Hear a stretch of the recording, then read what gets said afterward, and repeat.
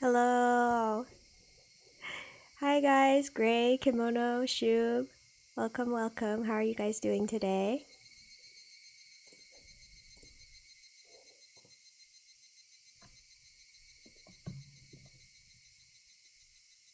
Let me know how the audio levels are. Ready for something to happen? Me too. But also, if they take Rika, I'm gonna be upset.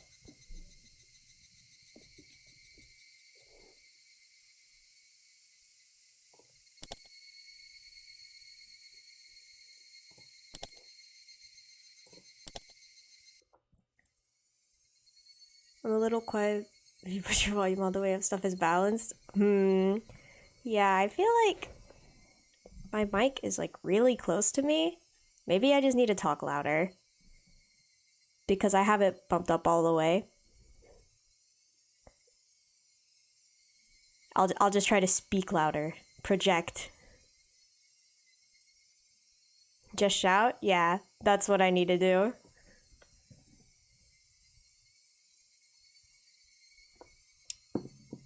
Start screaming.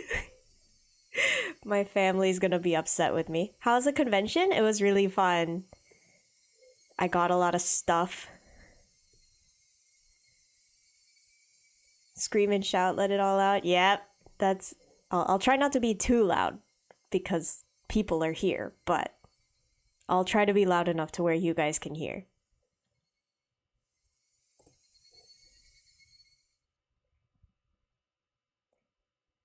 We need a con hall image. I'll post one after stream. I got you. I have all the stuff here, so because I haven't started putting it up yet, but did Avery let you go or did you escape from her kidnapping? I actually took her with me. It was her first convention, so yeah, we were together. So it wasn't she let me go as much as I took her with me, since she needs an adult to accompany her. She is small. After hanging up on Shion, I searched for Rika-chan's phone number on my school's contact list. There it is. My fingers trembled with urgency, and I failed multiple times to put in the simple 5-digit number. Now you're just old? True. No, I mean from earlier on Twitter. Oh, her kidnapping? Yeah, I escaped. She was occupied with school, so I could leave.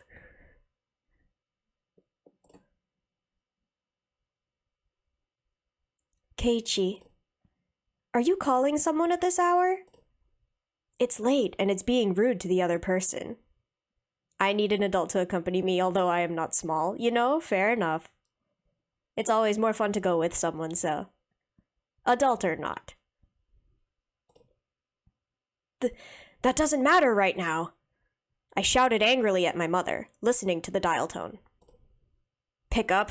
Come on, pick up.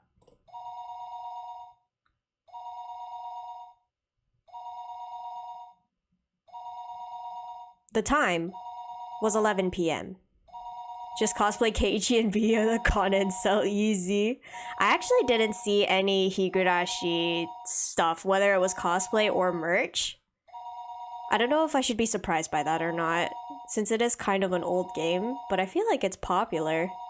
But I also wasn't looking for it actively, so maybe that's why.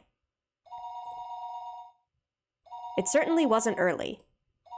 It was essentially the middle of the night.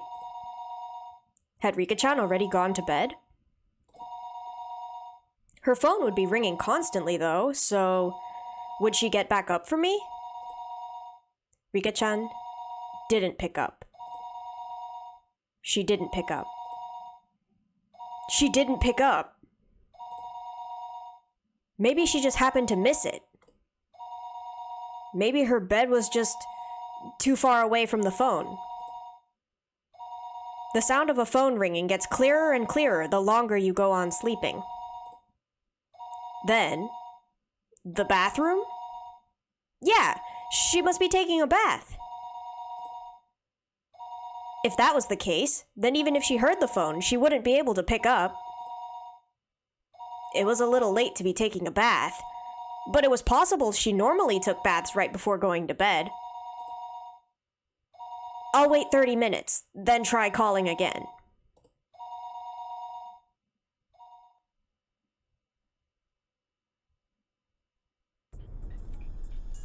Even as I was thinking that, I called her house over and over again.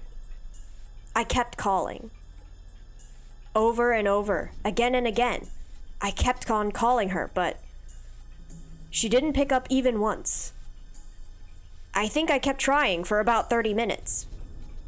Yet she wasn't picking up. Were my phone calls so persistent that she had gotten scared of picking up the receiver? No, that couldn't possibly be it. There was no point in doing this any longer. The best thing to do would be to go there in person. Kinda surprising that no one at her house is picking up at all. 'Cause I assume she lives with someone. Where was Rika-chan's house, though? Crap, I've never even asked her where she lived. Her residence was written there in the contact list, but it was an address with mostly numbers, so I couldn't tell where it was just by reading it. Isn't there a map or something in here? She's like 12, if I got 50 phone calls, I'd be scared. True. Like, even if she missed the first couple, hearing it ring constantly would be like, what's going on? Tea's gone cold, I'm wondering why. Oh? Is it cold over there? Or did you just leave it sitting out? Rika Furude. Her last name was Furude. It was a bit of an odd last name, so it might be easy to find. Thinking that, I rummaged around the drawer with the phone book, but could only find things like takeout menus and phone numbers for public establishments. Crap. I tore one thing after another out of the drawer, but I couldn't come up with anything. But I didn't come up with any clue as to where Rika-chan's house was.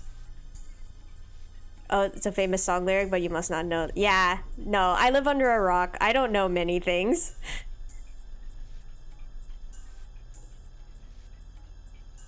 Calm down, Keiichi Maebara.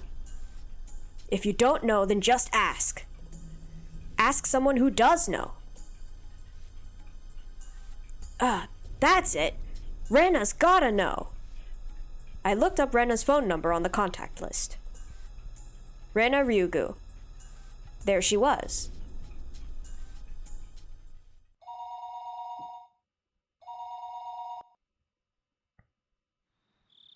Hello? This is Ryugu. It was the voice of a grumpy-sounding man. It must have been Rena's father. I am calling in the middle of the night. I need to be polite. I'm sorry for calling so late at night.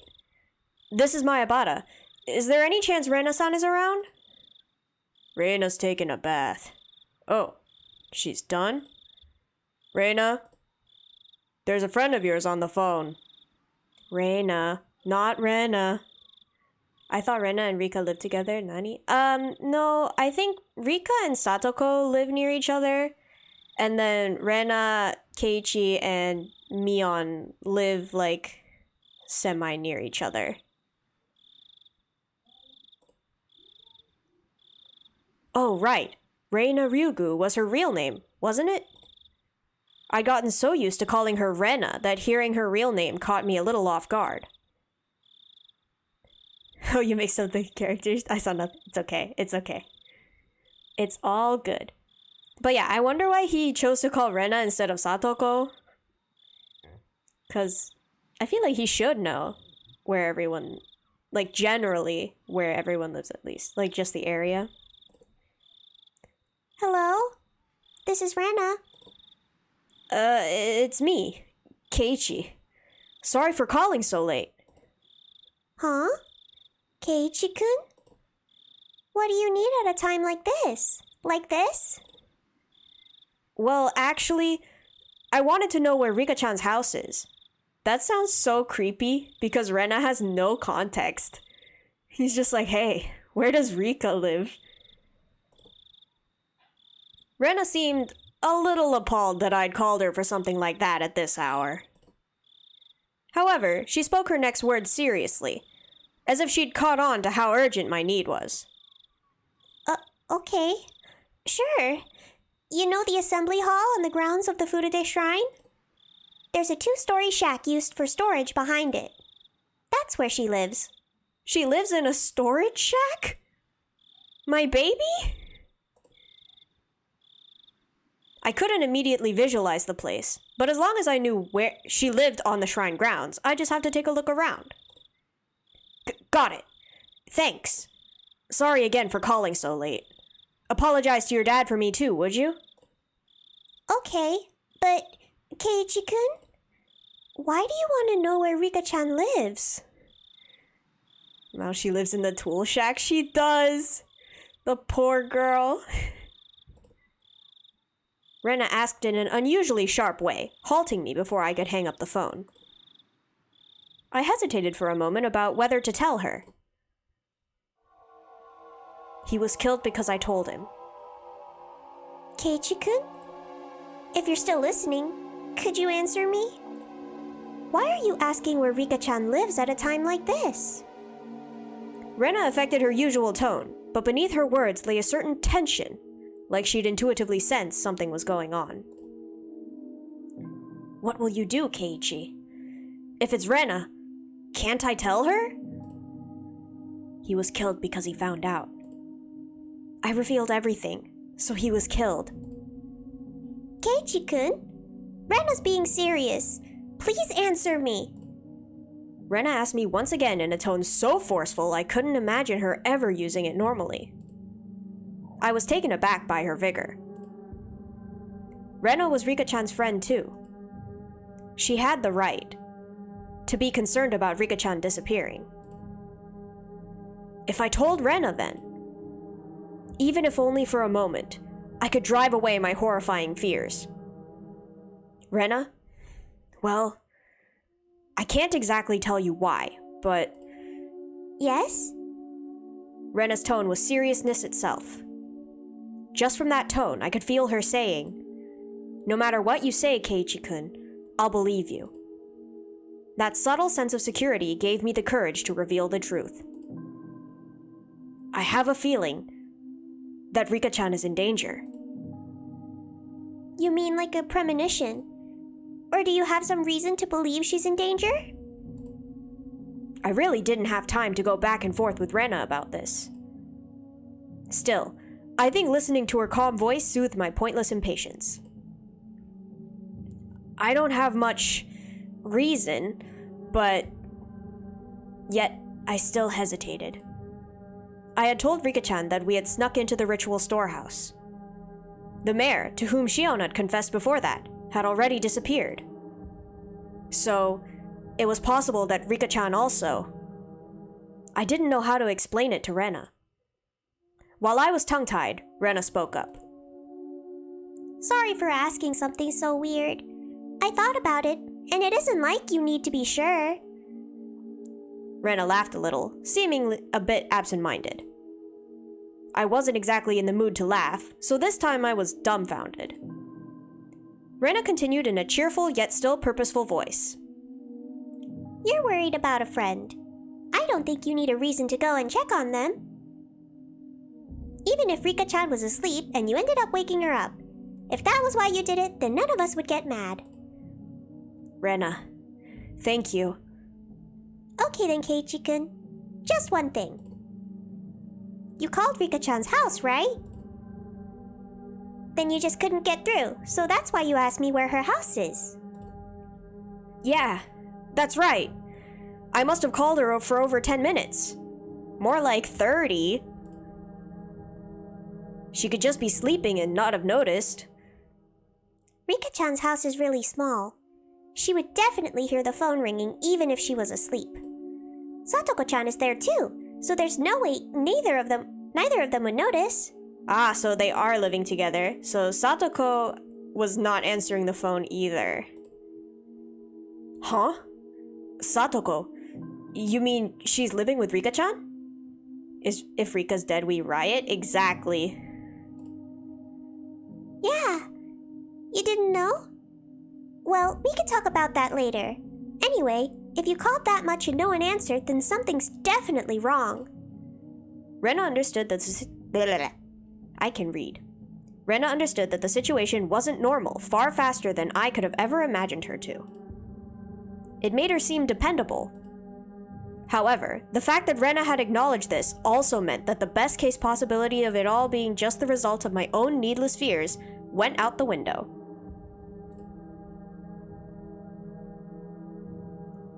I'll go to Rika-chan's house right now.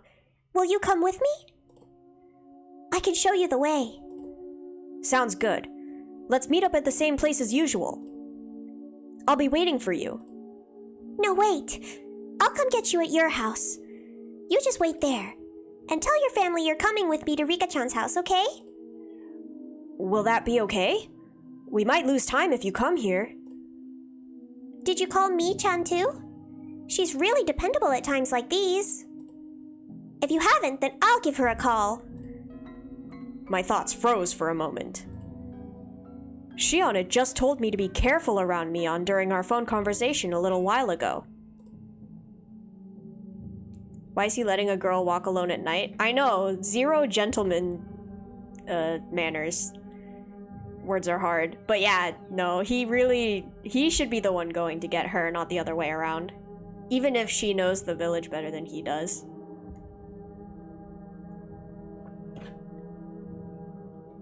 Why are they wasting time, bro? Rika finna be dead because of them dawdling. I know, like, maybe, like, logically, calling Mion would be a good idea, except for the fact that she's acting really sus at the moment. And even if Rena doesn't understand that, it's like, Rika should be top priority. But I guess that's the struggle of not having cell phones. If the Sonozaki main house was somehow lurking behind the surface of the annual freak deaths, then the current heir to the family, Mion, wouldn't be uninvolved. So, wouldn't that mean she wasn't uninvolved in what happened this year to Takano-san and Tomitake-san, and also the mayor's disappearance? Okay, bye. I'll be right over. Wait for me. That's all Rena said before hurriedly hanging up. Now wasn't the time to be doubting Mion. I needed to make sure Rika-chan was safe. And also, like, urgency of your friend not responding, you don't need 80 people to check in on someone. That is true. Like, they could tell Mion later on. Or, like, if something did happen, then you could call Mion and be like, hey, something happened, do you know anything? As opposed to, like, I think something happened, we're gonna go check, wanna come? Yeah. I got changed and grabbed the key to my bike. I figured things would go more smoothly if we met up in a place we usually do before school. Boy, if you don't, Rena just said she was coming to you. What if you miss each other, then you waste even more time? Rena wouldn't need to come all the way to my house. My parents would probably have objected if I told them I was leaving, so I creeped out without a word. Okay, never mind, he's just ignoring everything Rena said. Good job, Keiichi. The night was unusually warm and disagreeably humid. She said that Rika-chan and Satoko lived together, right? Then it wasn't only Rika-chan. Satoko wasn't there either? Realizing what them living together really meant caused my thoughts to immediately take a turn for the worse. That can't be. Satoko is... She's got nothing to do with any of this. Even if there was a reason for Rika-chan to disappear, there shouldn't be one for Satoko. Keiichi-kun! Rena was really fast. She approached me on her bike at an amazing speed. Her breath was ragged, painting a clear picture of just how hurriedly she'd been going. Hey, Rena! Let's get going! Keiichi-kun, I thought I told you to wait at your house. Rena's expression was all business. Was she mad? It came out of the blue, and yet I faltered for a moment. Not and yet, just and I faltered. Well, I just figured it'd be faster to meet up here. Keiichi-kun, don't you get it? Rena shouted, clearly angry. I'd never seen Rena like this before. Do I get it? What's the problem? Why are they so sus constantly? I know, like, this should not be an issue right now, Rena. There are bigger things to worry about. Rena seemed to notice she was scaring me, took a couple of deep breaths, then continued as if admonishing me, but her expression didn't soften at all. Keiichi-kun, the whole village is in an uproar now that the elder disappeared, right? Yeah? Now you're telling me that Rika-chan and Satoko-chan aren't where they're supposed to be, right? Yeah? That about sums it up. Then you need to be more careful. Do you have any idea how dangerous it is to be standing out here alone in the middle of the night? I began to understand where Rena's anger was coming from. You told your family you'd be going to Rika-chan's house with me, didn't you? So that in the worst case scenario, if you and I were to disappear, people would know when and where we did. Something's gonna happen, I can feel it. I know, right? Things are ramping up. Rena was perfectly level-headed in this emergency situation. Ever since the night of Watanagashi. Every night, someone had died or disappeared. As she was also alone in the middle of the night, what is this logic? But maybe she told her parents, right? Since I'm assuming she told Keiichi to tell his parents, so I assume she told hers as well. So she's already taken care of it on her side, and now she's mad because Keiichi didn't tell his. But yeah, I feel like Rika and Satoko should still be top priority at the moment. Especially because, like, 2 people die, so 2 people disappear logically. Though I guess Satoko would make it 3. I don't know.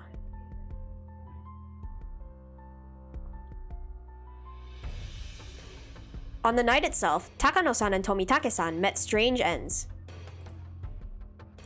On the next night, the elder vanished.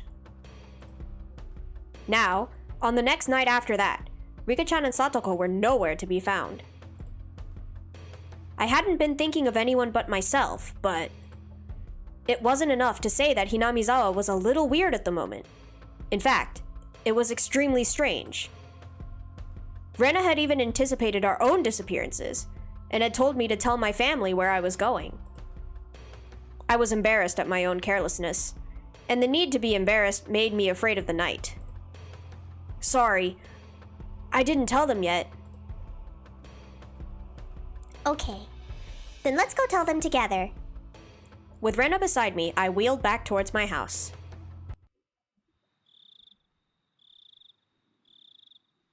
The moon seemed strangely high in the sky. A sky that was uselessly vast and cold. So that no matter what, it would never seem to me like a dream, this cruel fact that had already confronted me. On such a crazy night, Rena had been unimaginably dependable. Hinamizawa's metamorphosis, enough to make Rena caution me against carelessness, was, to me, the most fearsome thing of all. The moon seemed strangely high in the sky. We met up with Mion on the way, and she, of course, was unsure whether to believe me about Rika-chan and Satoko's disappearance.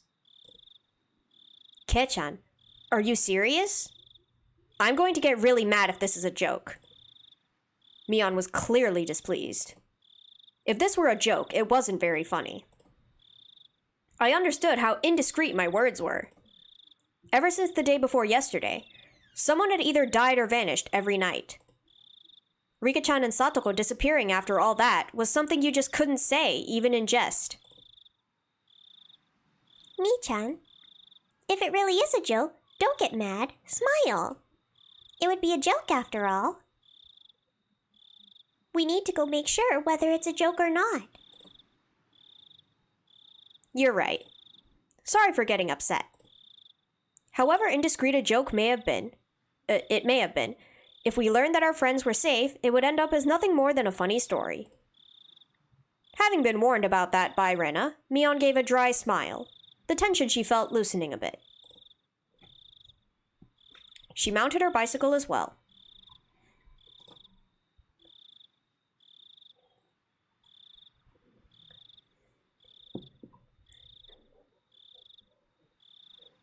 I really don't trust the twins, man. They've been sus since the start. That is true.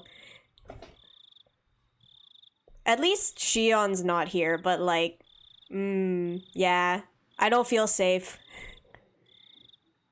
Our 3 bicycles' lights flashed down the pitch-black roads. They were some of the only illumination outside.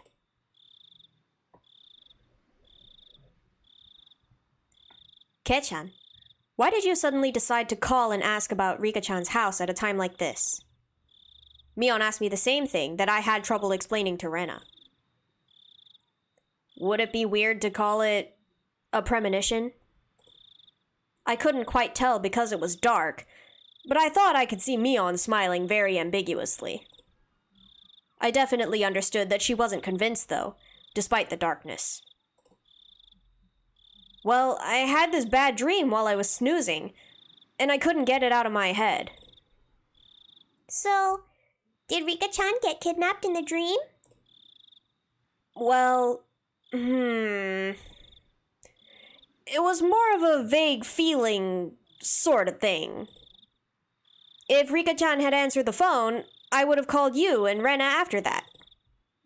Lies smoothly babbled out of my mouth, makeshift though they were. This man thinks he's smooth, but they ain't smooth at all. I was lying because I thought telling them that I was connected to Shion would be like silently admitting we'd stolen into the ritual storehouse together that night. Mion didn't press me any further. I don't know whether that convinced her. Or maybe she figured that making sure Rika-chan and Satoko were safe would be faster than making an issue out of it. I felt relieved, and immediately a little guilty. If Mion hadn't really been acting any differently these last few days... Oh, Mion hadn't... Not if. I can read! Oh my gosh. I feel like at this point, just coming clean of your deeds is better than not. Like, yeah, he's already super suspicious. I think everyone knows anyway. But I guess he's stubborn like that. But I'm still trying to distance myself from her for some reason. It was only because of what I heard from Shion and Oishi-san, that she was the successor to some kind of super extravagant gang family. No. Was I just trying to force myself to forget? Don't do that, Keiichi Mayabara. Wasn't it Mion who was the first to ask about the night of the Watanagashi? In such a harsh tone at that? Have I already forgotten the terror I felt? At the time, Mion looked like someone different from the Mion I knew.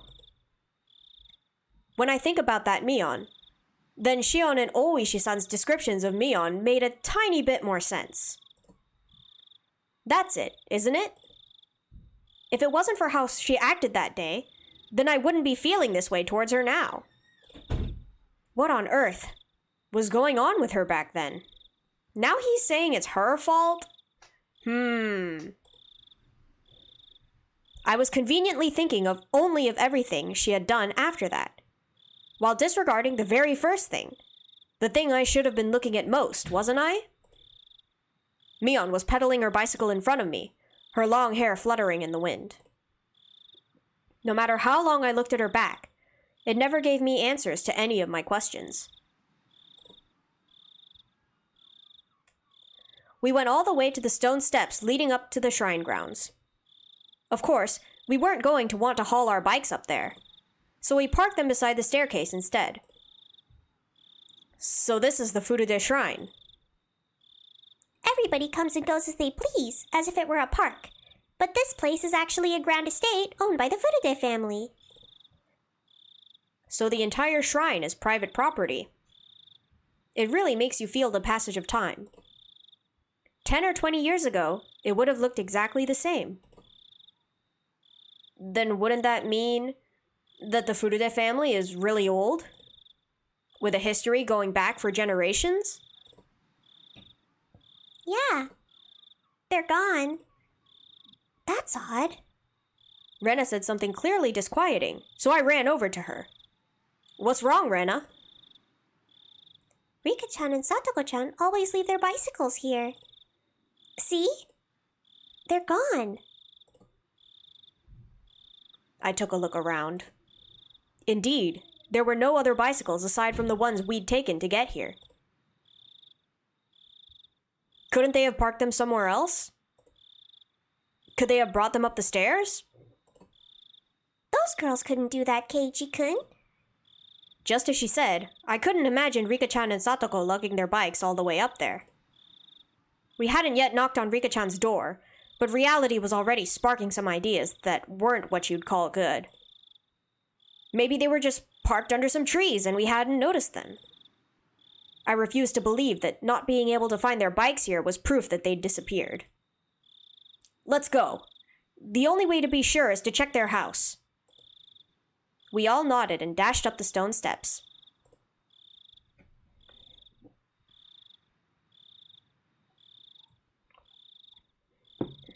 We passed through the red arch and came out onto the shrine grounds, which was covered in neat gravel. It was so quiet here, as though the Watanagashi festival had never happened. So, where's the house they live in? Over here. Come with me. Rena took the lead and sprinted off.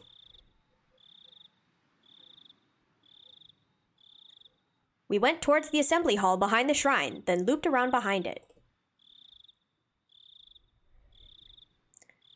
Wow, they live in like a garage. Oh no. In the darkness of the night, we found a small, prefab 2-story shack that looked like a warehouse. The lights are off. Are they sleeping? Let's knock. Rena and Mion neared the shack, which didn't really look like a place people would live. They had such a beautiful shrine, so I'd figured they'd live in an equally beautiful house.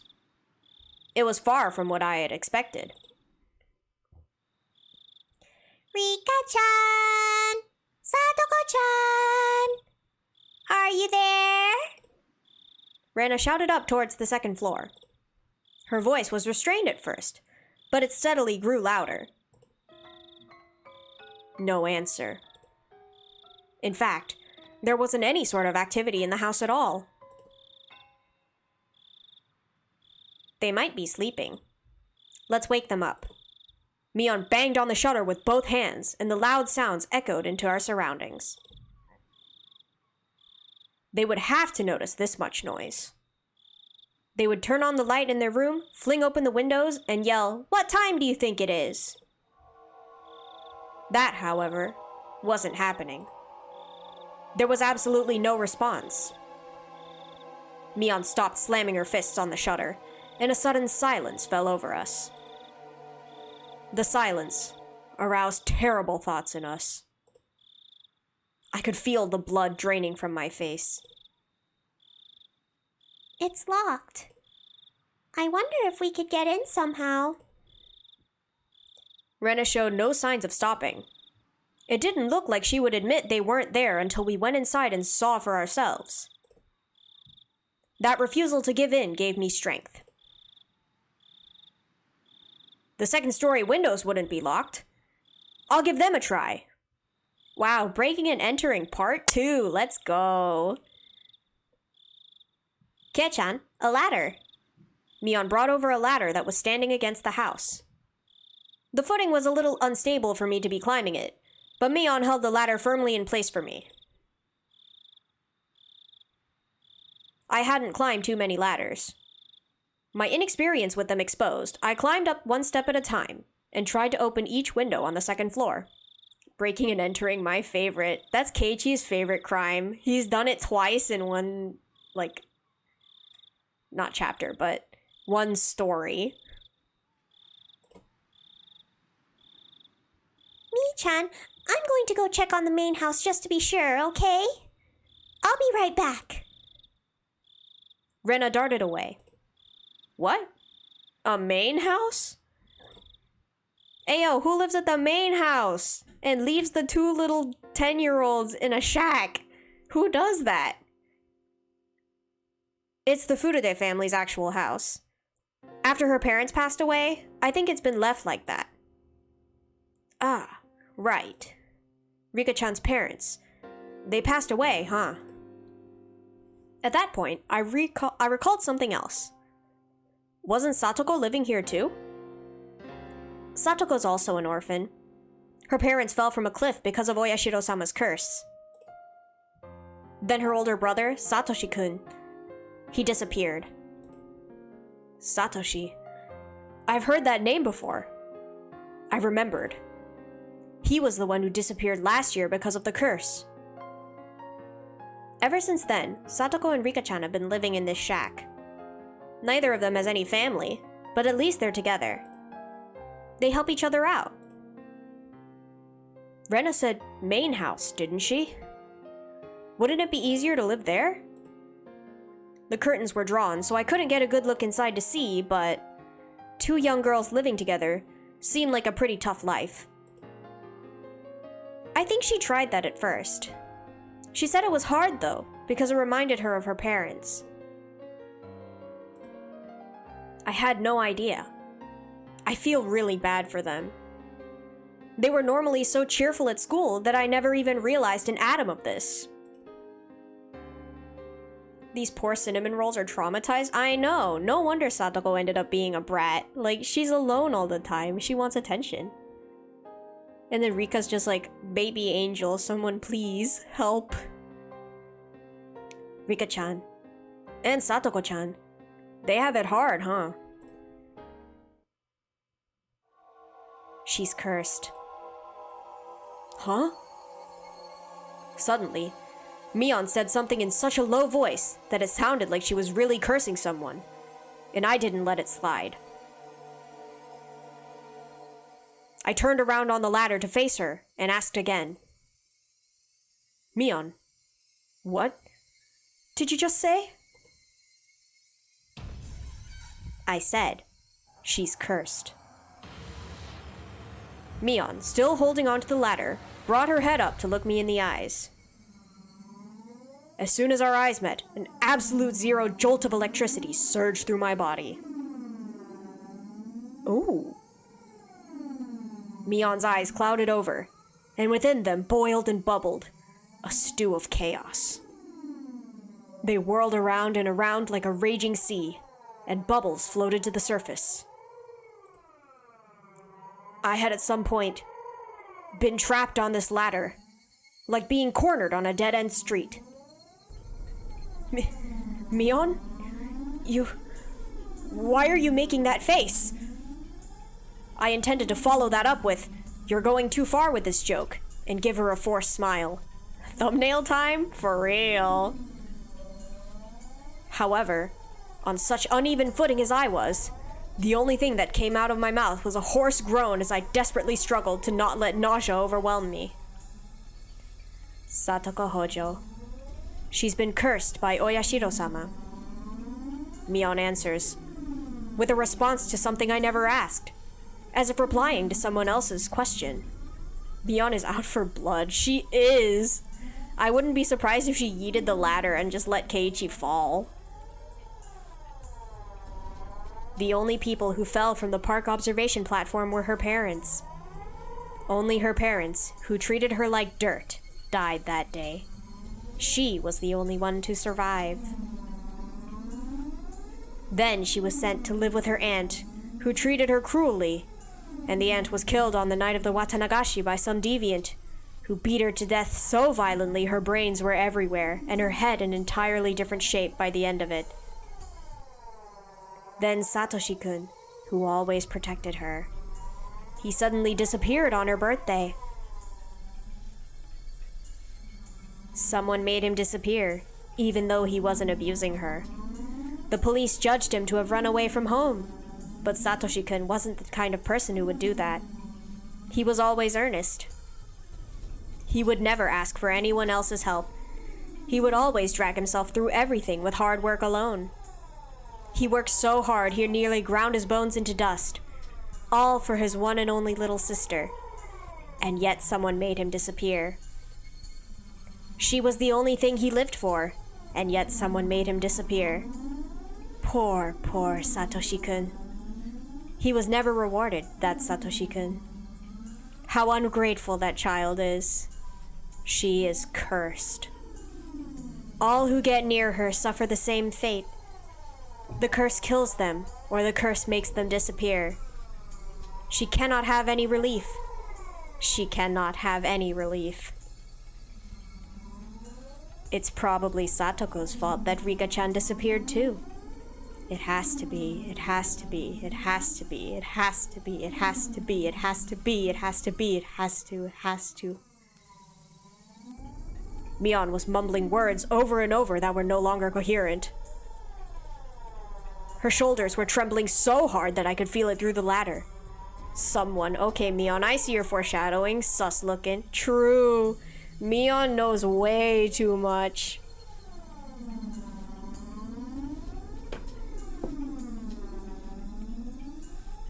I almost lost my footing, which made me realize just how far away the ground really was. Calm down, Mion. I don't know what you're talking about.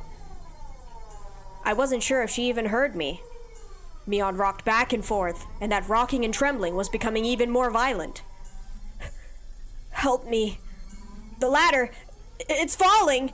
Help me. Help!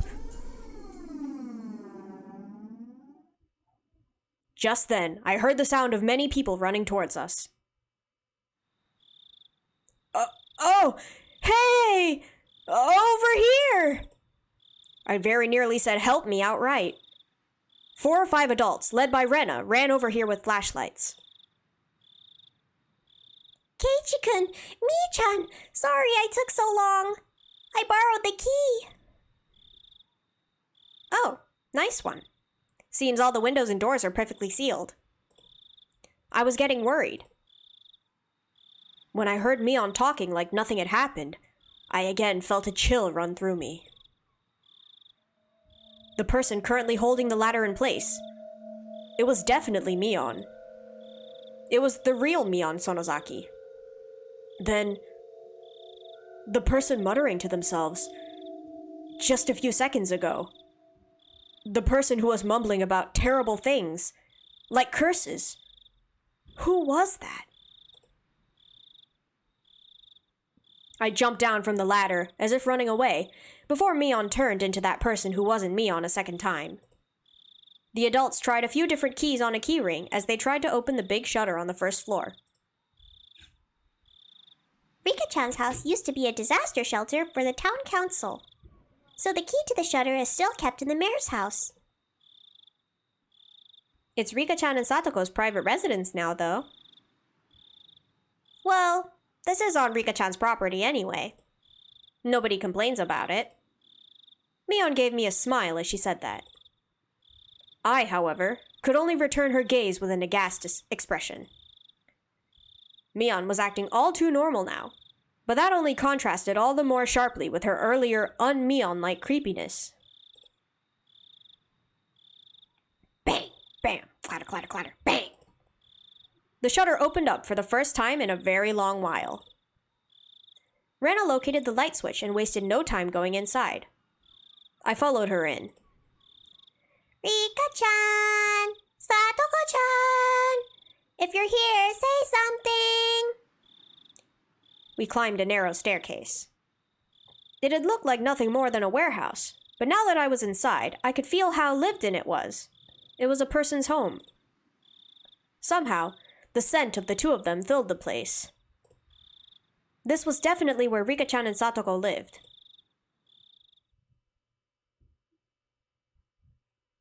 The first floor doubled as a town assembly warehouse, but the second floor was a space entirely for living. Just like a one-room apartment, past the kitchen was a living room taking up about 150 square feet. Dressers, cupboards, and the like were packed into the space, and in the corner there was a huge pile of clothes that appeared to have just been taken in from drying outside. In the center of the living room was a fold-up table, and on it were small containers for things like soy sauce and salad dressing. The sense of a frugal lifestyle drifted from all of it. It was strange that they weren't here in the middle of the night like this. Bruh, this music box music foreboding. I know! It's not like spooky music, but it kind of gives the sense of like something scary about to happen. The adults, climbing the stairs one at a time, began to make a fuss and talk amongst themselves. So, not here? Yeah, they're not here. This is definitely weird. The village had just been thrown into chaos yesterday because of the mayor's disappearance. Then today, even Rika-chan and Satoko had...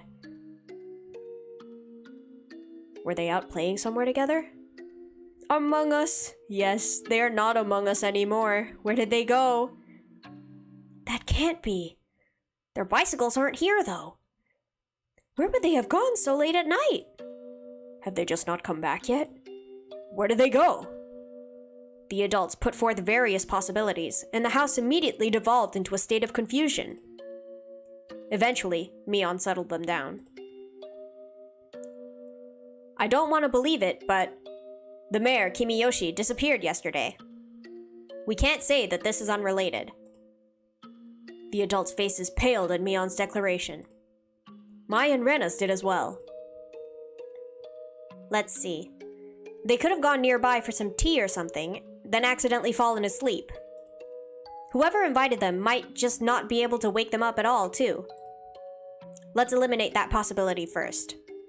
Makino-san, please go around to the houses near the stream. Keitaro-san, go look near Ojaga Lake. Okamura-san, you...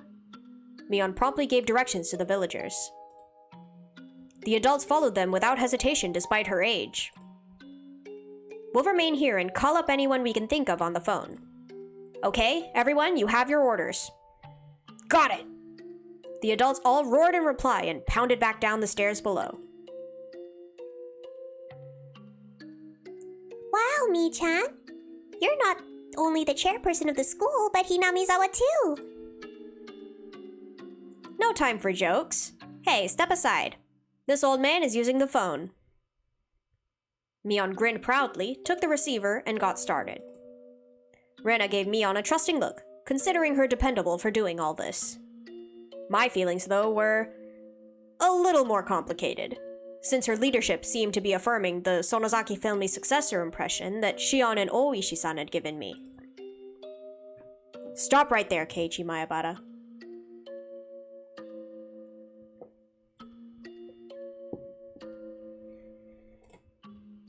None of that matters right now. The most important thing is to make sure Rika-chan and Satoko are safe. Let's see. Couldn't there be a clue hinting at where they might have gone somewhere in this room? Still, though, I wouldn't know what to look for anyway. If we tore the whole place apart and figured out what was different from before, we might be able to speculate. But there was nothing strange about this room, and there were no clues in sight. In the first place, I had never been here before. There was no way for me to know what was different if I didn't know how the room usually looked. Hey, don't give up, Keiichi Maebara. Stop thinking and start looking. For something. In search of something, I tried pulling open the dresser drawers and opened the windows. I didn't uncover anything meaningful, though. Rena, also unable to stand around doing nothing, was looking around the room like I was. Rena, I don't think you'll find Rika-chan by opening the refrigerator or the cabinet underneath the sink. I just thought they might be hiding. How? As we were searching, it got noisy outside. Villagers were quickly assembling here, having heard the commotion. Of course, a lot of them were probably people Mion had called. I'll go tell everyone what's going on. The police will be here sooner or later. Oh, sooner or later too. We need to explain the situation to Oishi. Mion began descending the stairs, and we followed her out to the front of the house.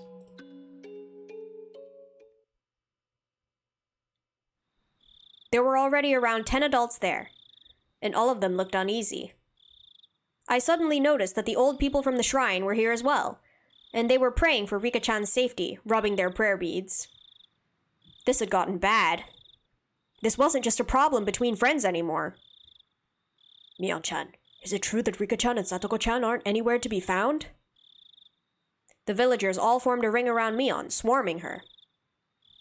Mion raised her right hand, as if silently telling them to calm down. First, let's check every house according to the town council's notification division and see if they're visiting anyone. After all, they could be fast asleep at someone's house and totally unaware that we're looking for them. It would definitely be hard for someone to wake up Rika-chan if she had eaten a good full meal and fallen asleep like a kitten afterward. Oh, how nice it would be if that were the case. I don't want to think about this, but it's also possible something bad has happened. Mion's face grew remarkably more grim, and a wave of silence washed over the adults.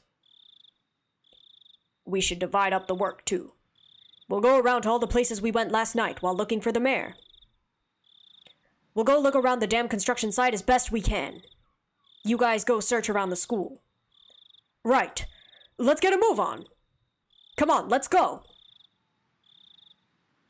All of you were up all night looking for the mayor. I know you're all low on sleep, but please, do your best. Got it. With that as their signal, the adults scattered in every direction.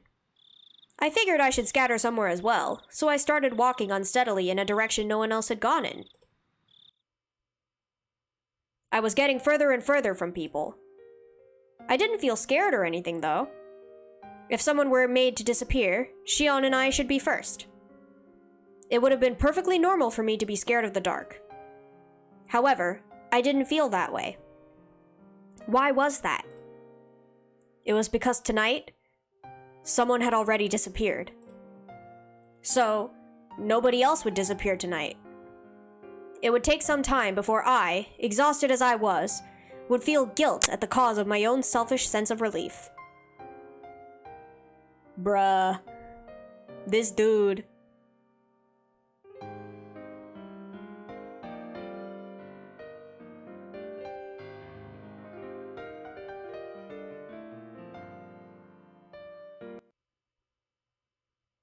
Suddenly, my vision cleared, and a cold wind caressed my body. This was the hill from which you could see the whole village. Looking down from this hill, I could see lights on here and there, and knew that the entire village had awoken from its slumber. First Takano-san and Tomitake-san, then the mayor, and now even Rika-chan and Satoko had been sacrificed.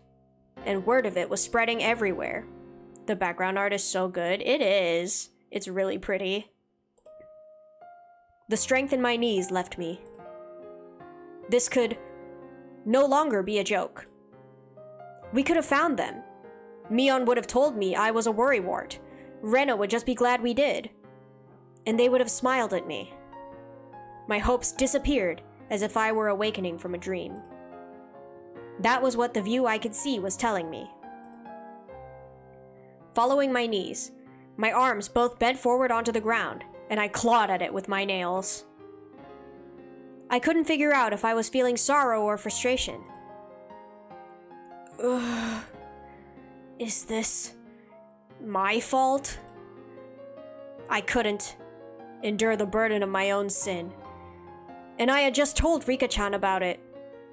They had nothing to do with it, but Rika-chan, and even Satoko, had been sacrificed.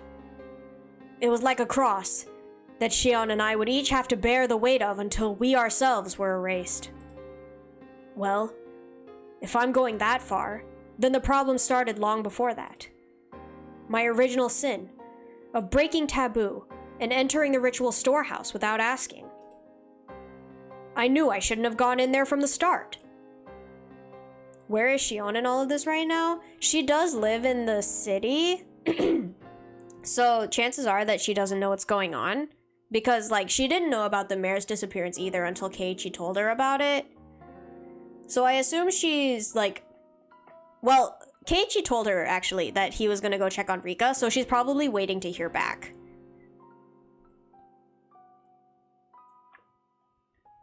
Because remember, they were talking on the phone, and then he was like, oh my gosh, wait, I told Rika I need to go check on her, and she was like, okay. I think that was how the last chapter ended. Yet I lost out to cheap curiosity. I hadn't felt so angry at myself until this very moment. There was a crunching sound. I wasn't even interested in who made the noise, despondent as I was.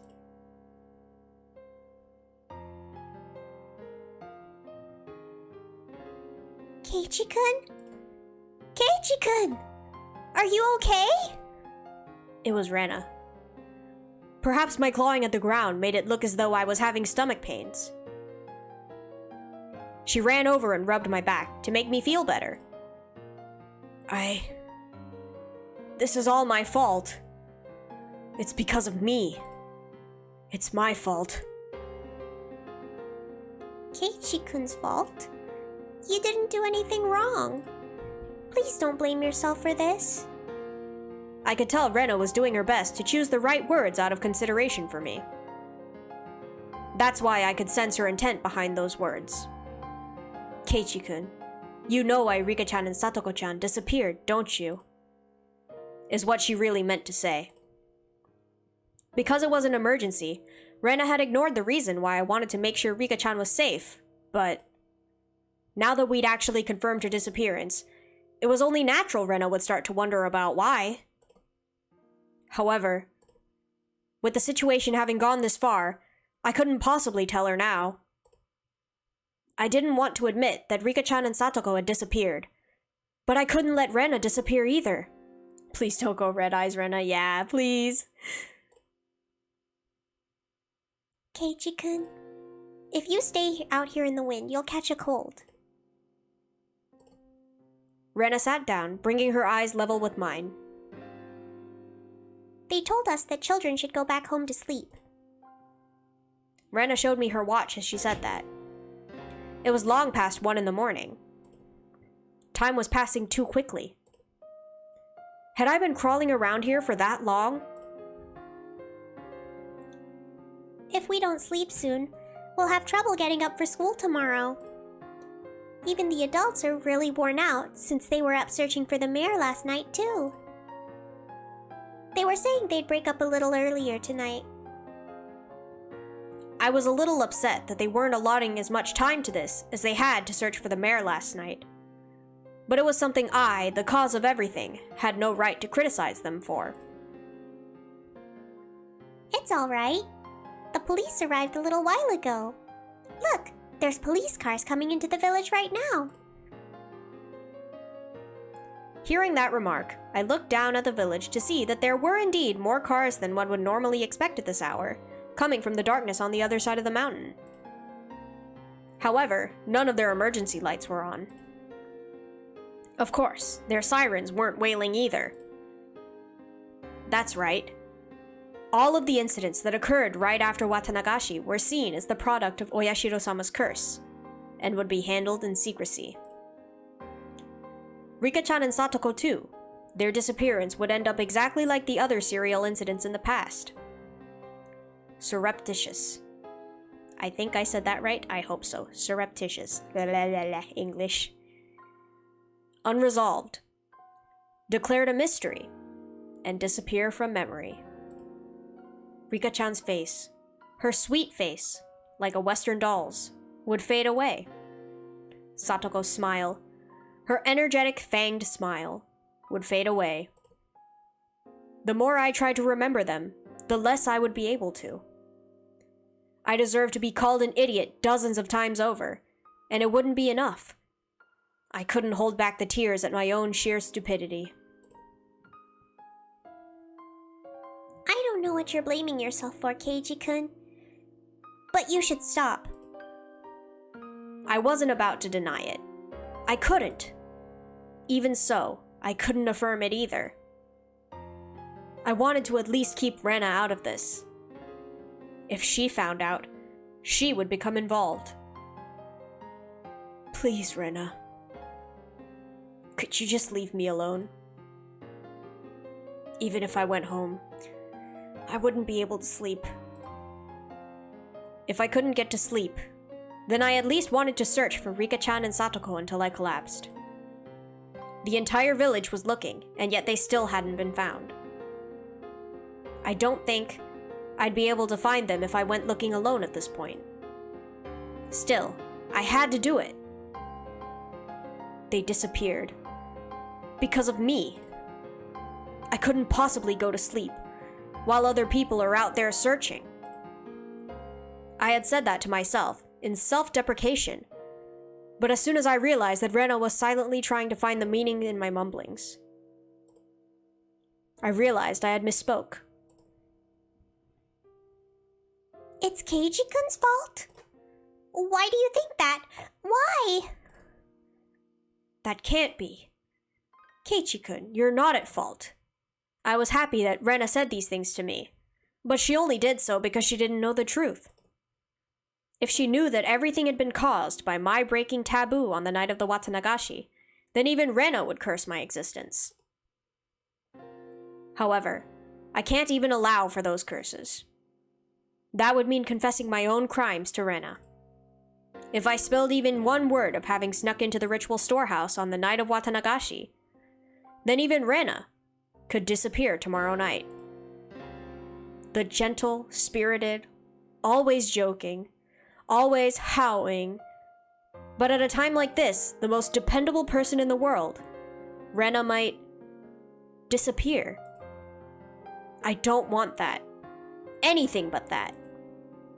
This time, I need to bear my own cross. Alone. Keiichi-kun, I know that you always have your friends in your heart. I can really understand feeling like you want to kick yourself. Rena knows, though, that it's not Keiichi-kun's fault. You didn't do anything wrong, Keiichi-kun, and I know that.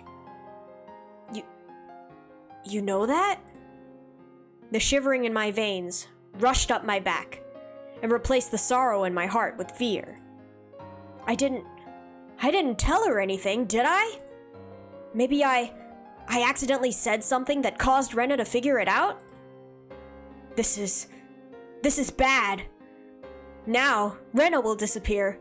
Rena will disappear. Rena will disappear. Then Rena, the same way I always did, grabbed my head and began to pet it roughly. Keiichi-kun, are you thinking that Rena might disappear now too? Because of Oyashiro-sama's curse? She puts more force into the hand rubbing my head. You don't need to worry about that. Rena isn't going anywhere. I promise. Why? How can you say that with such confidence?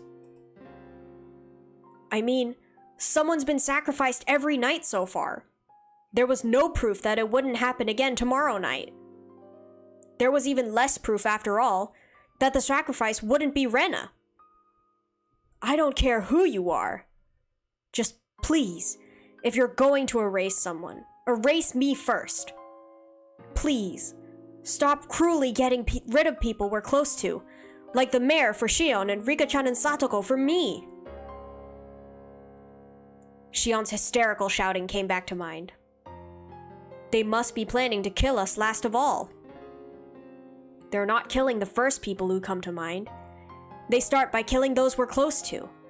And then after they've caused us so much pain, they'll kill us. That must be what they're doing. Rena, please, don't disappear. Please don't. As long as I'm still here.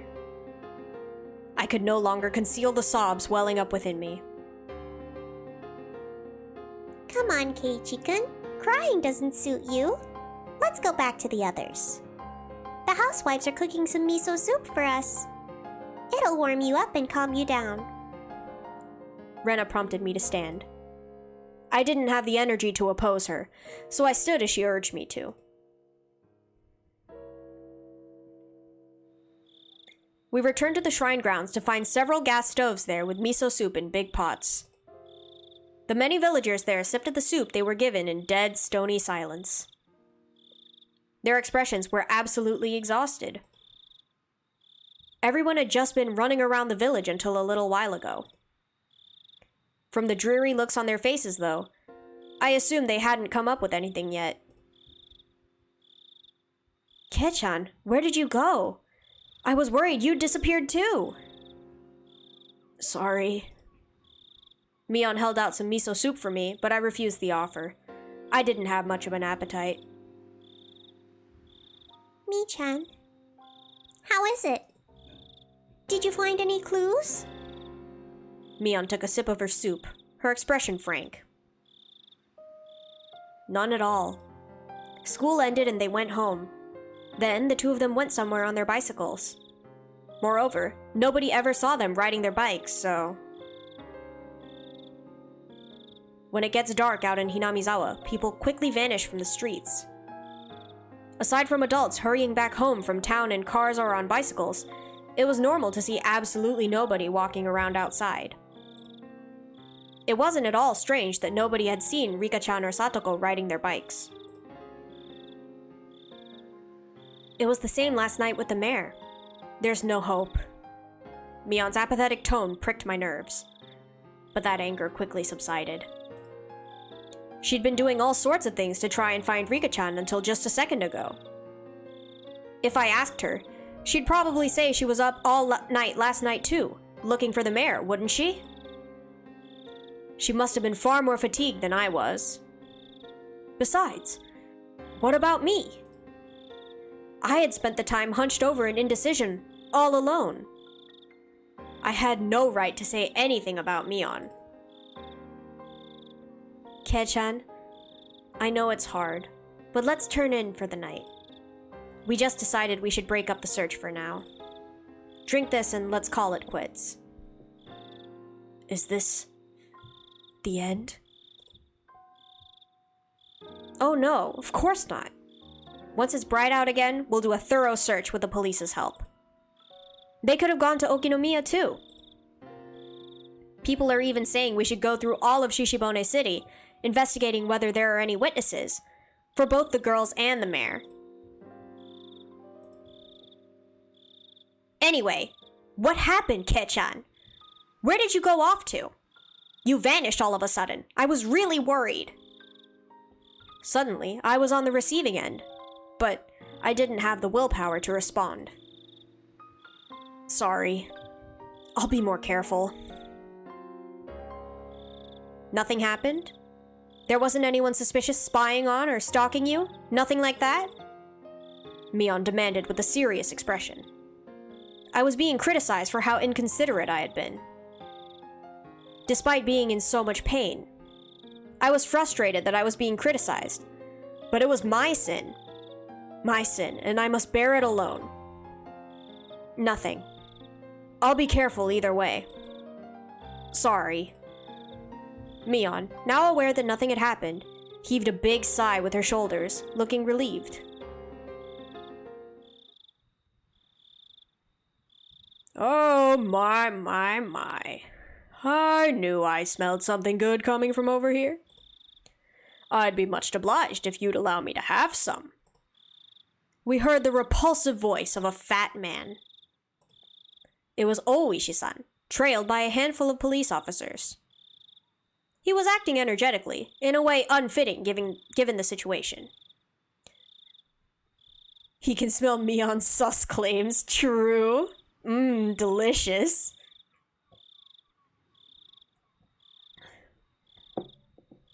There's not much left, but you can have some if you want.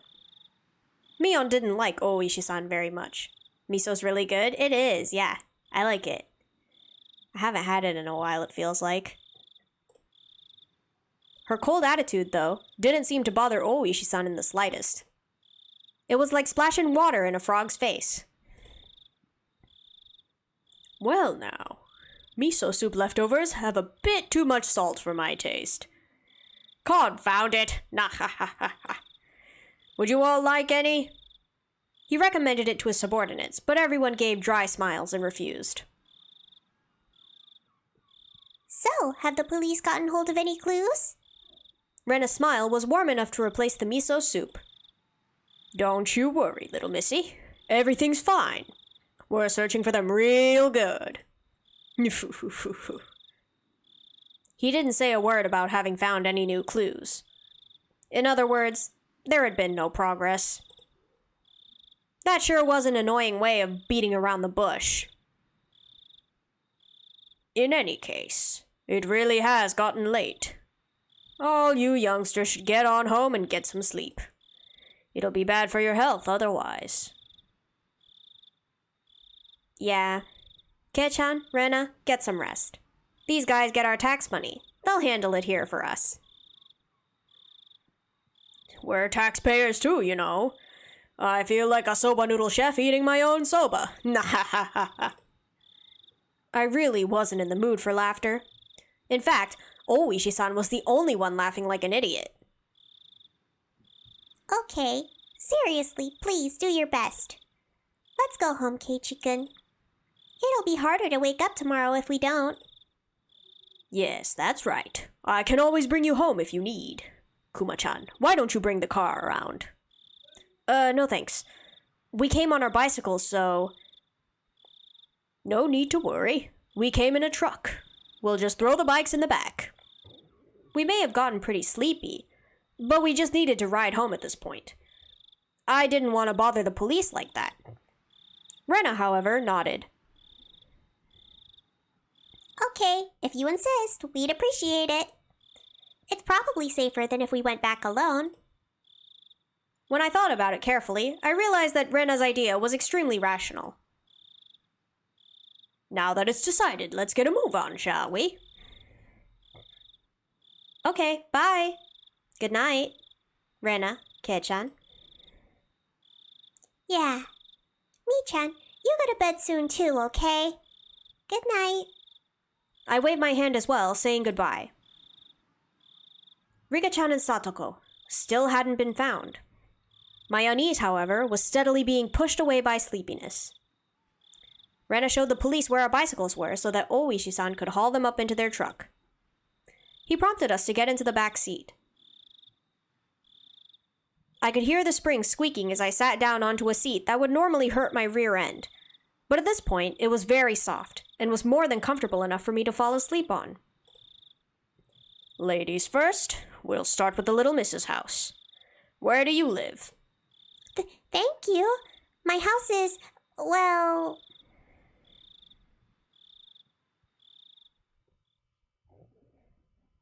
Rena's voice slowly grew distant. I felt myself being sucked into the void of sleep.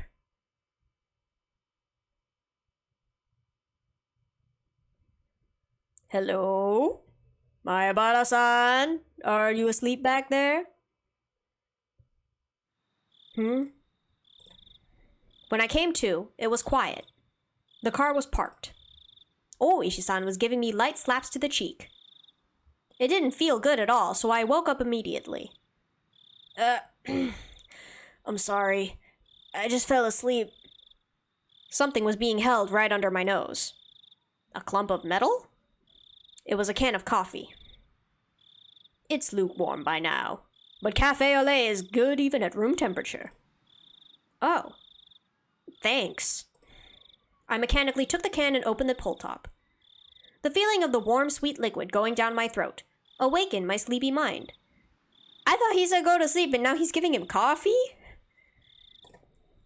When my drowsiness receded, I started wanting to know why the car was stopped and why I was offered coffee. Oishi-san, who had been in the driver's seat, had, at some point, moved to the back. Suddenly, I had a very bad feeling about this. It reminded me of the questioning yesterday at the library. It was already too late by the time I'd realized I'd made a mistake. Today, of all days, it didn't look like I would be getting away.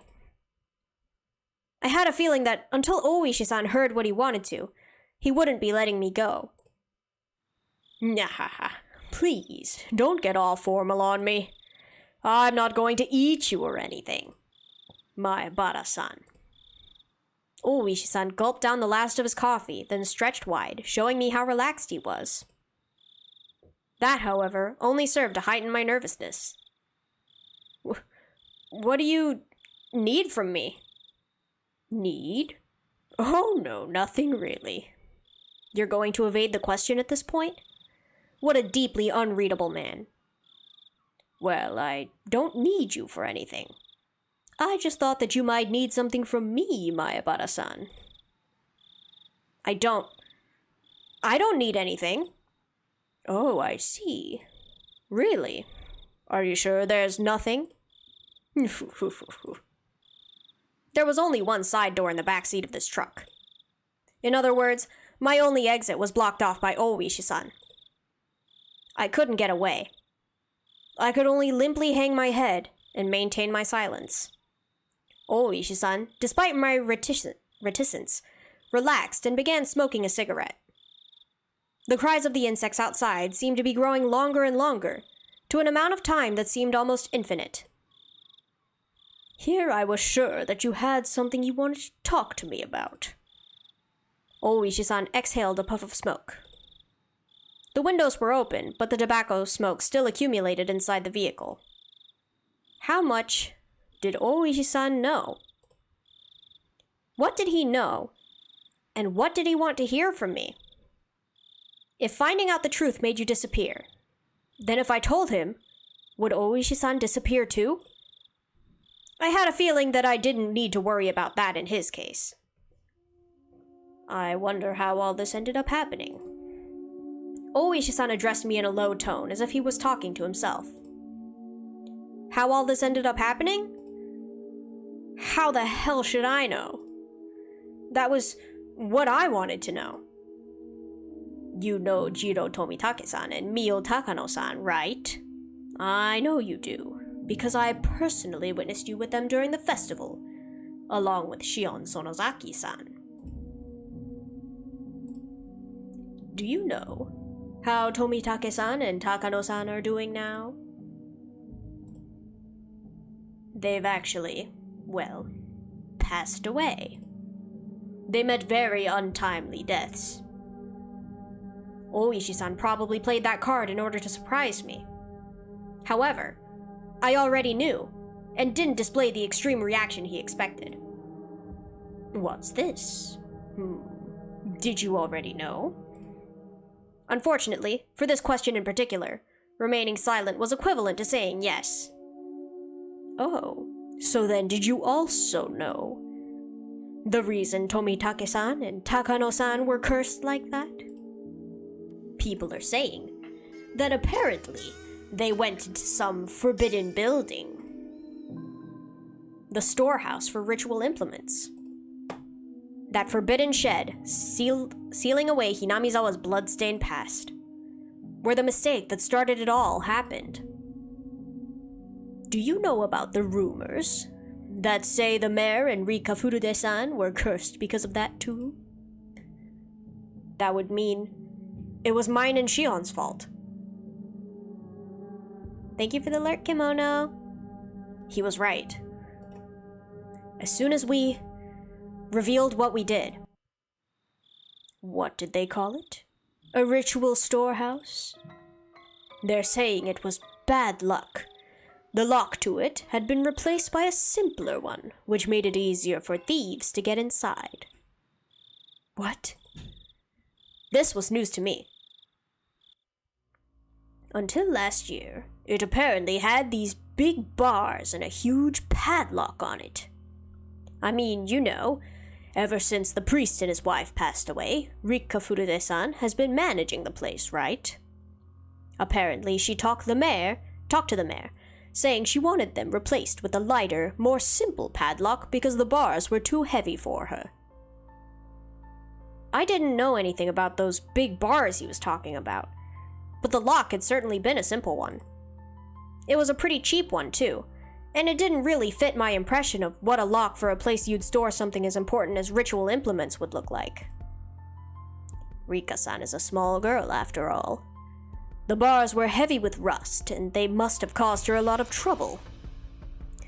So the mayor hired a craftsman and replaced the lock with a simple padlock, so she could open it with a key. So, how does that mean it was bad luck? Here's what I'm saying. Thieves couldn't get in with the old tight lock. The mayor and Rika-san replaced it with a cheap lock and a key on their own, so thieves broke into it. Apparently, that's how it's going down. That explanation's a bit... Letting that slide, certain members of the village delivered punishment upon the thieves who stole into the ritual storehouse, as well as the mayor and Rika-san who changed the lock. At least, those are the whispers that seem to be going around.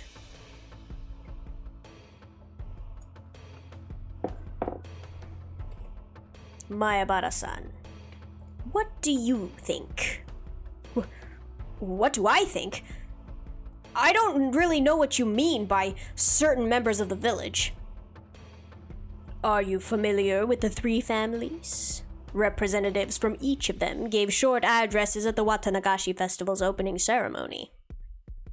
I didn't see them. I came partway through the festival, so I don't really... The three families are the three oldest families in Hinamizawa. To give actual names, the Kimiyoshi family, the Sonozaki family, and the Furude family. They each have quite the lineage, it seems. Long ago, it's said that everything in the village was decided by a council of the three families. The Kimiyoshi family, Old Man Kimiyoshi, meaning the mayor's family. The Sonozaki family was Mion's. So the Furude family was Rika-chan's family then. After the war, the Sonozaki family quickly expanded their influence. Practically speaking, after leading the fight against the construction during the dam conflict, they jumped to the top of the hierarchy in Hinamizawa. You see, though, in accordance with the old ways, they still decide important village matters only after consulting with the three families. That's why the leaders of the three families each have their own address at the start of the Watanagashi.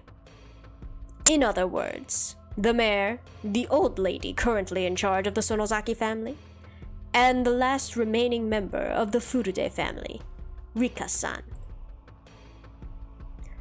I heard that the Sonozaki family was pretty high up there, so Rika-chan's family was just as old? Well, as you're aware, she has no relatives at all. In reality, the Furude family holds pretty much no influence. However, it seems like people gravitate towards Rika-san on a personal level, and I hear that many of the village's elderly have blind faith in her. It was certainly true that Rika-chan had an odd sort of charisma amongst the elderly. So, what are you telling me about all this three families stuff for? Oishi-san paused for emphasis, lighting another cigarette. I've explained a lot, but I suppose it's still not enough. I'm asking because I don't understand. Oishi gave me a dry, meaningful grin and blew out another big puff of smoke. Members of the three families are disappearing, one after the other. That's what I'm talking about. I've read that it's based on some kind of old traditions inherent in Hinamizawa, but I don't know much beyond that. I don't know anything about it either. That's why I'm asking. The leaders of the Kimiyoshi and Furude families have disappeared. So maybe the leader of the Sonozaki family will disappear next. Well, that's just a random idea bouncing around in my head at the moment. Nah ha ha ha. Just kidding. Really. The leader of the Sonozaki family. Who is it? The current leader is the old lady at the main house, but it wouldn't be incorrect to say that practically all the rights of leadership have been transferred to her granddaughter, Mion-san. The visage of Mion giving prompt directions to the adults while searching for Rika-chan sprung back to mind. Mion? She's gonna disappear? I hadn't even thought of that possibility. All my hair stood on end. That's insane. Nobody wants that, right? Of course not. We can't allow that. Clamp. Oishi-san grabbed my shoulders with both hands. Then help us, Mayabara-san. If there's anything you've noticed about Mion Sonozaki lately, please tell me. I was going along with him? By the time I'd realized it, it was too late. Oishi-san brought his face in closer, close enough to ram into me, waiting for my next words. This pressure, I can't tear my eyes away from his. That moment, I heard a beeping sound. It was from the driver's seat. He ignored it at first, but then it started to bother him, so he finally let go of me and leaned into the driver's seat. Hello. Yep, loud and clear. I was saved. Of course. It's not like I could use this opening to escape. I see. Yes, all right. Let's head back then. Yes. Okay. Apparently he was being recalled. Recalled? I don't know. Now that I knew I'd be freed, the tension in my body dissipated all at once. It looks like I need to get going. We were just getting to the good part, too. That's too bad. Oishi-san flung open the door, exited, and walked around to the front of the driver's seat. He left the door open. Did that mean I could leave? You really care about your friends, Mayabara-san. An admirable trait for a kid to have in this day and age. I totally understand that it feels like you'd be betraying them if you told the police anything. Mayabara-san, it's the middle of the night, so get a good night's sleep and then think about it. Just a little bit of courage from you might end up being what saves many of your friends in the end. Did he want to say that the sacrifices wouldn't stop with Rika-chan and Satoko? You know this already, but every night since the Watanagashi, something has happened. In the past, the curse only occurred once per year, but this time it's been going on for days. What a prosperous year this has been. I don't think you can call that prosperous. The night before last night, and now today. There's no proof that something won't happen tomorrow night as well. It's our job to prevent such things before they happen, but for that, we need your cooperation, Mayabara-san. I looked out the open door to see none other than my own house right in front of me. It creeped me out that he knew my name and address, but I was too sleepy right now. I was too sleepy to care. Well, you're probably tired. It's already 3 a.m. Please, get yourself a good rest. Yes, sir. I'll be going now. When I was about to get out of the truck, as if to deliver a parting blow, Oishi-san said, in a raised voice, I'll be coming by every day until you feel like talking, all right? I don't believe forcing you to confess in an interrogation room is really in fashion these days. I couldn't say anything in response, but me slamming the door shut probably served the same purpose.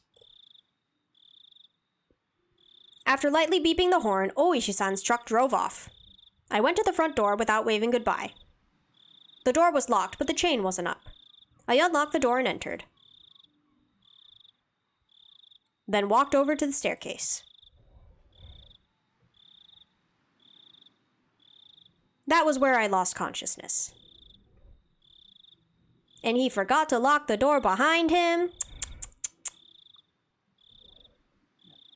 Shame.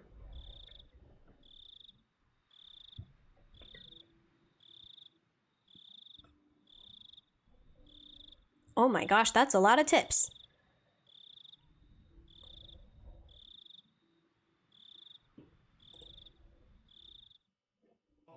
From the scrapbook 9. What a chapter, poor Rika. I know, they took her away from me. My baby. And they took Satoko too, like, come on. The Sonozaki family.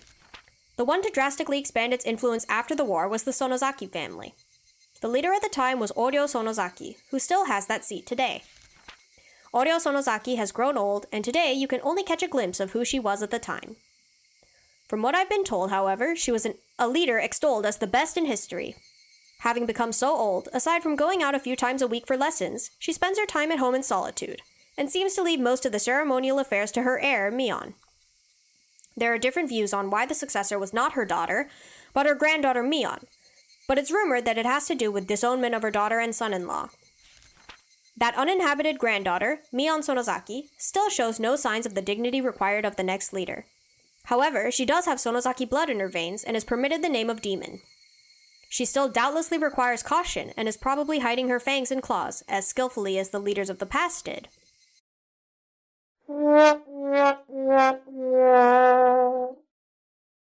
Alright, let's get these tips done with. Okay. The elderly leader of the Sonozaki family. I'm gonna have a heck of a time editing all of this together. Cries. Yes, the postal worker hasn't seen anything either. The Sonozaki main house has their seal hanging from their mailbox so that anyone can stamp their mail or parcels with it and drop it in. Nah ha ha. That's rather careless of them. So when was she last seen? She was last seen at the Watanagashi opening ceremony greetings. She apparently returned home right after that. Well, she is pretty old. From what I've heard, she goes out a few times a week to take lessons, right? Have you found anything out about that? Every Monday, she goes to the assembly hall to practice the Taishogoto, but she didn't go this week. Any calls to say she wasn't going to be there? Has anyone confirmed it? No, nobody. She apparently takes days off once in a while, though, so no one thought it was strange. Tomorrow, why don't we pretend we're at the town hall and call around 10 o'clock? Please figure out whether she's at home. 10 o'clock? Got it. Ever since it started to seem more and more like ancient Hinamizawa traditions had something to do with all this, he'd been keeping a careful eye on the three families. At this point, the leader of the Kimiyoshi family and the leader of the Furude family had disappeared. There was only one leader left. Oryo Sonozaki, the leader of the Sonozaki family. She was apparently a pretty old woman. Her dignity hadn't waned, but she still only appeared before people rarely, so it was difficult to confirm where she was at any given time. She, the last leader, hadn't been seen since the day of the Watanagashi. Was she still alive and well within the Sonozaki main house? Or had she... According to Mion Sonozaki, she had fallen ill and was sleeping it off. I wonder if she's really sleeping. I'd like to take a look at her face. And her pulse. You can say that again. The two of them breathed out a big puff of cigarette smoke. Oh, I heard a notification. Mangadu, hello, thank you for the follow. How are you doing? Oh, Ishi-san. About the search warrants for the Sonozaki main house and the Furude shrine, do you think we'll get them? Oishi didn't respond. Exhaled another cloud of tobacco smoke. His surroundings now as foggy as his mind. Also, don't mind me reading in between comments. If you say something, I'll read it. I just want to make progress.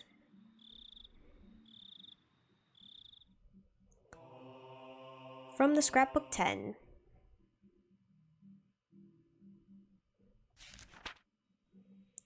The Hidden Demon. The inhabitants of Hinamizawa believe that the blood of demons flows in their blood. As such, the character for demon is treated as very sacred. For example, usage of the character Oni in names is apparently a right reserved for only the leaders of the Kimiyoshi and Sonozaki families. You didn't know they had a game of this? I think it was originally a game. At least as far as I know. But yeah, this is the second one. Out of like 10.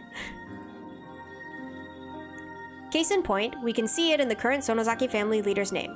Oryo is written with the character. I cannot read that, but I assume it says Oryo. This and only this is proof that she is a legitimate leader of the Sonozaki family. In the same way, Mion Sonozaki, its successor, contains Oni in her name, with Mi being written as this character. You remember the manga and the anime? Oh, did you watch the recent one, or did you watch the old one? Because I know they had a remake of it. It also goes for Oryo's daughter and Mion's mother, Akane, who did not succeed her. It's known that before the disowning, Akane's name was actually written as this character, though it was changed afterwards to this character, which is still read as Akane. The old ones? Oh, I see. I thought about watching it, and I might after I finish the visual novels. Definitely reading the mangas, though. What did you think of the series as a whole, without any spoilers? Did you like it? Incidentally, it's thought that the first character, the Mayor Kiichiro's name, originally meant demon, which can also be read as Ki. It should be said that names using the character Oni aren't limited to only successors of the Sonozaki family. Spooky? I mean, yeah, I guess that's what it's known for. Oh, thank you, Stream Elements. Late as always. You can even find it in the last names of the three families. For example, the characters for Kimiyoshi are likely a split-up version of Oni.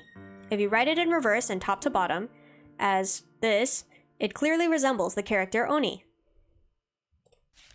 As for the Furude family, who have been in the Shinto priesthood for generations, the word for fortune teller can be written without interval characters as this. I think that with the addition of a demon's horn, the tick on the top of the character Oni, that character became this character that is used in their names now. Man, I wish I could read these! In the case of the Sonozaki family, where Sonozaki is written like this, I can't find any reference to the character Oni, perhaps because it's already ingrained into their first names. They were the clan responsible for running the Watanagashi ceremony, so I think that instead they included the contents of that ceremony into their last name. The Zaki in Sonozaki is a conjugation of the word for slice, and the Sono, written as this character, probably contains the hidden meaning of human body, as it is a complicated mess, organs, enclosed by 4 sides. I think, in other words, that Sonozaki comes from those who slice open the gut. Wow. Amazing.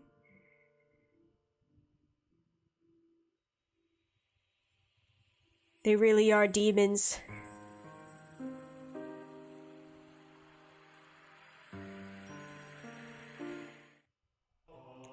Request denied.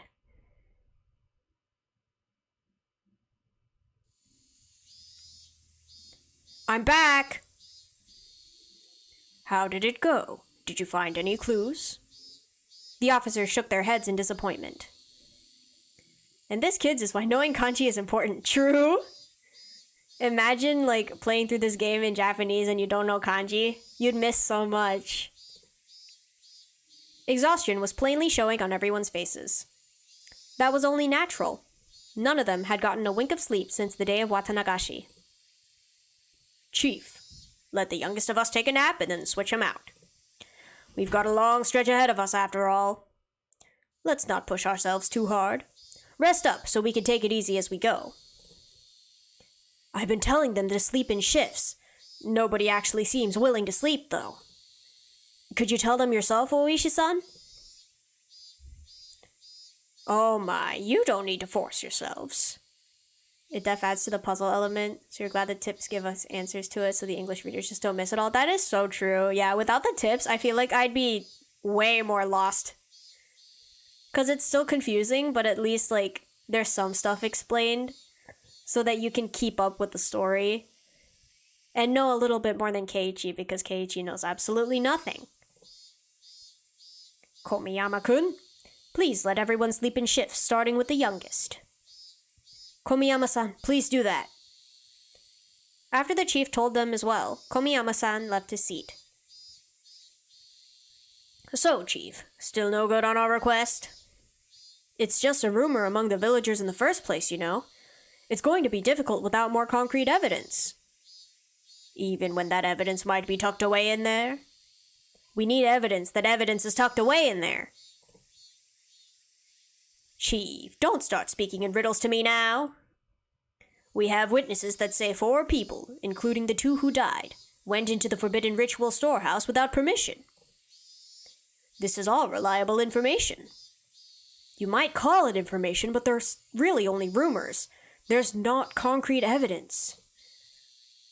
Well, it's true that we don't have any pictures of the 4 of them sneaking in with cloth tied around their heads. Anyway, those 4 saw something inside the storehouse. Something important enough that they'd be erased. Important enough that they'd be erased? What would that be exactly? That's why I'm asking for a warrant to go looking for it in the first place. Anything pointing out the Sonozaki family's connections to violent organizations would be a major contender. Like a pile of tokarevs or a secret poppy production facility. The secret Sonozaki family fortune would also be pretty difficult to discard. Look, Oishi-san, I know how you feel. However, that storehouse is a sacred building belonging to Furude Shrine, and we need to have proper consideration for the locals when dealing with it. I heard that there was an hour-long call made from the Congressman Sonozaki to the big man. Chief, could he have nailed you back down? Anyway, as long as we don't have suitable evidence, we won't get a search warrant for the storehouse. That goes for the Sonozaki main house, too. especially considering that's the jurisdiction of both Section 4 and the Prefectural Police's Crime Investigation Division. We need careful preparations first. If you say you need preparations, then why don't you just let me talk with them directly? Shige-chan is the head of Section 4, right? For crime prevention, it's Sankai-san. They seem like they'd be quicker to talk if I sat them down at a mahjong table. Chief, you have a visitor! Yikes! Pushing the employee who guided him in right out of the way was an old man who looked like a Yakuza member, given his crested kimono and hakama. Did he not get enough of this over the phone? I am Congressman Sonozaki. I demand to know who is responsible for this. This instant. Hello, I'm the division chief, Takasugi. I don't need your name. I could have you demoted on a whim. You wouldn't even be enough.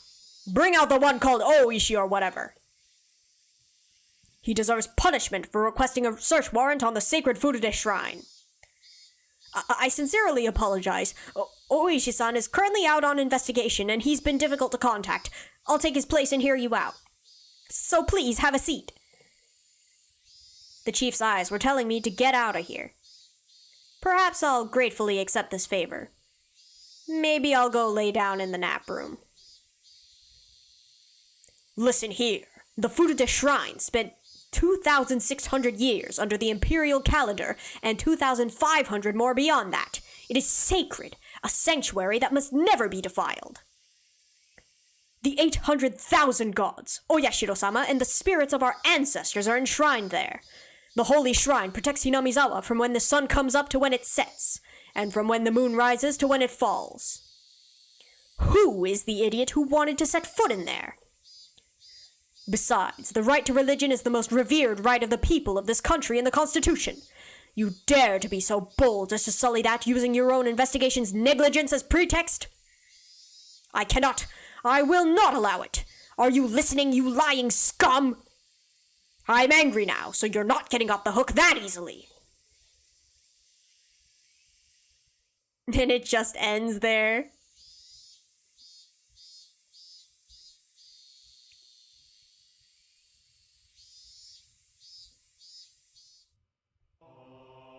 Okay, well that was the end of the tips. So I think I'm gonna rest my voice here for now. The last outburst really messed up my throat. Dang, what the heck? I know, right? Thank you guys for coming. Things are definitely getting to the climax now, so I'm super excited for next time. Alright, I'm gonna go now. Bye-bye!